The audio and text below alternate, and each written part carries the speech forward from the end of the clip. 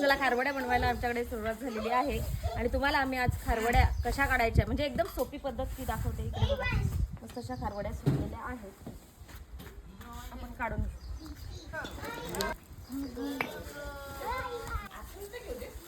हे बघा हे अशा खारवड्या सुकलेल्या आहेत. जवळ आलं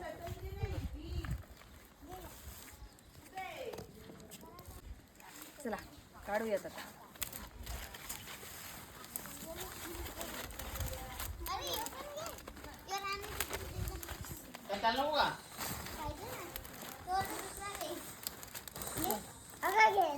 तर आपण ज्या कपड्यावर खारवड्या ओतल्या होत्या त्या सुकलेल्या आहेत आणि त्याची आपण व्यवस्थित अशी घडी घातलेली आहे. आणि इकडे मी मोठा टब घेतलेला आहे, त्या टपामध्ये पाणी घेतलेलं आहे भरपूर. आणि या टपामध्ये आपल्याला जो कपडा आहे तो पूर्ण भिजवून घ्यायचा आहे.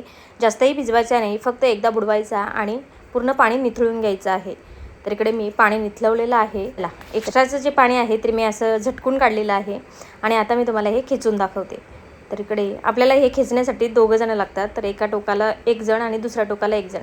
आणि त्यानंतर असा तिरका कपडा करायचा आणि खेचायचा. खेचल्याने काय होतं, सगळ्या ज्या खारवड्या असतात त्या मस्त अशा मोकळ्या होतात आणि बरंचसे काम जे आहे ते इथेच पूर्ण होतं.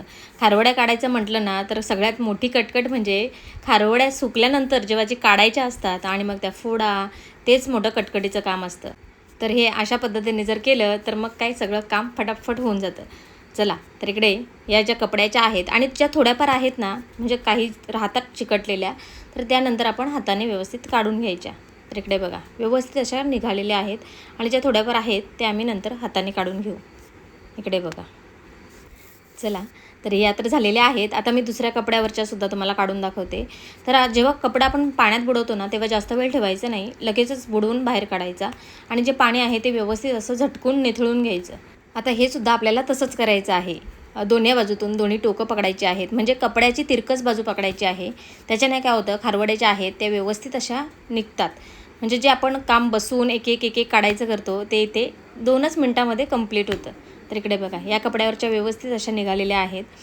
जर कपडा चांगला असेल म्हणजे कॉटनचा कपडा असेल व्यवस्थित तर व्यवस्थित अशा निघतात. इकडे बघा. आणि यांना जास्त फोडायची वगैरे गरज पडत नाही.